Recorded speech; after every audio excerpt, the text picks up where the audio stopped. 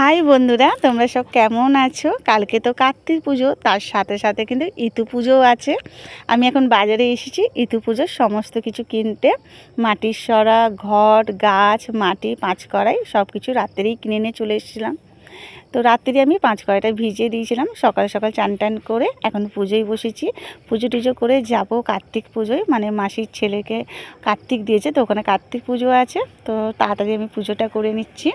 তো ঘটের মধ্যে দেখো গঙ্গার জল আর দিয়ে দিলাম পঞ্চ সর্ষে, 1 টাকা কয়েন দিয়ে এইভাবে ঘটগুলো বসিয়ে অল্প অল্প করে 5 কড়াই দিয়ে চারিদিকে 5 কড়াই দিয়ে দিলাম। মা এখন 1 মাস আমার বাড়িতে আলো করে থাকবে। 1 মাস পরে মায়ের শ্রাদ্ধ দেওয়া হবে, মানে নবান্ন হবে। তো বন্ধুরা, সব ভিডিওই তোমাদের সঙ্গে শেয়ার করব। তোমরা কারা কারা ইতু পুজো করছো অবশ্যই আমায় কমেন্ট করে জানিও। ভিডিওটা ভালো লাগলে একটা লাইক করে দিও। বাই।